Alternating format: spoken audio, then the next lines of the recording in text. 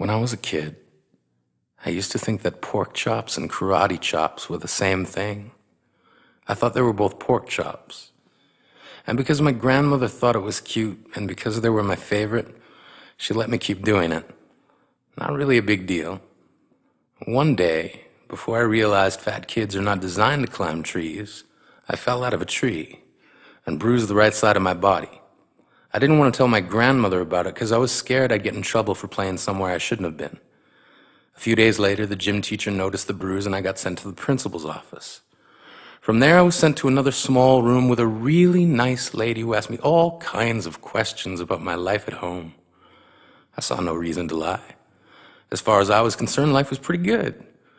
I told her whenever I'm sad, my grandmother gives me karate chops. This led to a full-scale investigation, and I was removed from the house for 3 days until they finally decided to ask how I got the bruises. News of this silly little story quickly spread through the school, and I earned my first nickname, Pork Chop. To this day, I hate pork chops. I'm not the only kid who grew up this way, surrounded by people who used to say that rhyme about sticks and stones. As if broken bones hurt more than the names we got called, and we got called them all. So we grew up believing no one would ever fall in love with us, that we'd be lonely forever, that we'd never meet someone to make us feel like the sun was something they built for us in their tool shed. So broken heartstrings bled the blues as we tried to empty ourselves so we would feel nothing. Don't tell me that hurts less than a broken bone. That an ingrown life is something surgeons can cut away, that there's no way for it to metastasize, it does. She was 8 years old. Our first day of grade 3 when she got called ugly. We both got moved to the back of class so we would stop getting bombarded by spitballs. But the school halls were a battleground where we found ourselves outnumbered day after wretched day. We used to stay inside for recess because outside was worse. Outside we'd have to rehearse running away or learn to stay still like statues, giving no clues that we were there in grade 5. They taped a sign to the front of her desk that read, "Beware of dog." To this day, despite a loving husband, she doesn't think she's beautiful because of a birthmark that takes up a little less than half her face. Kids used to say she looks like a wrong answer that someone tried to erase but couldn't quite get the job done.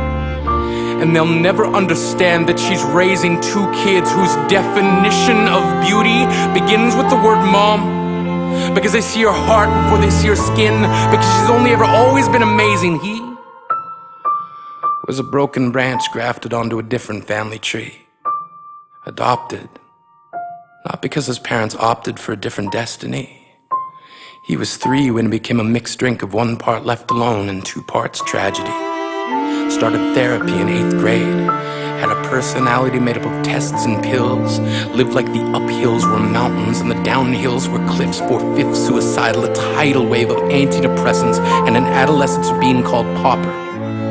1 part because of the pills, 99 parts because of the cruelty.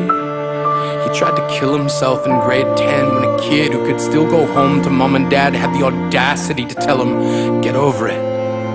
As if depression is something that can be remedied by any of the contents found in a first aid kit. To this day, he is a stick of TNT lit from both ends. Could describe to in detail the way the sky bends in the moments before it's about to fall. And despite an army of friends who all call him an inspiration, he remains a conversation piece between people who can't understand.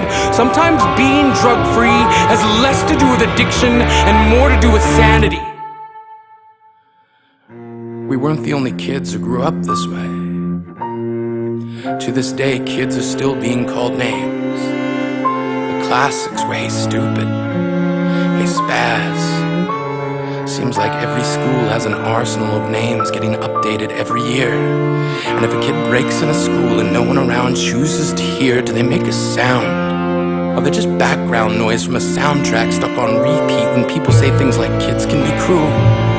Every school was a big top circus tent, And the pecking order went from acrobats to lion tamers, from clowns to carnies. All of these miles ahead of who we were freaks. Lobster claw boys and bearded ladies, oddities juggling depression and loneliness, playing solitaire, spitting the bottle, trying to kiss the wounded parts of ourselves and heal.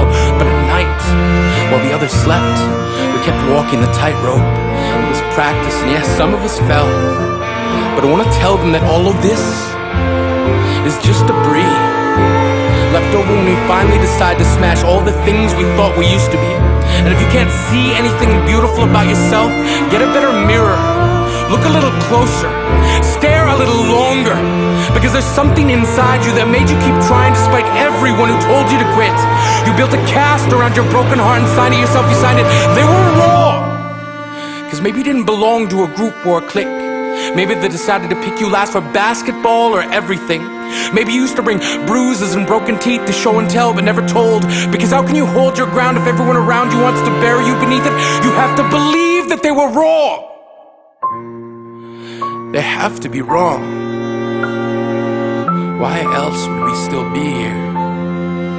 We grew up learning to cheer on the underdog because we see ourselves in them. We stem from a root planted in the belief that we are not what we were called. We are not abandoned cars stalled out and sitting empty on some highway. And if in some way we are, don't worry. We only got out to walk and get gas. We are graduating members from the class of we made it. Not the faded echoes of voices crying out names will never hurt me. Of course, they did. But our lives will only ever always continue to be a balancing act that has less to do with pain and more to do with beauty.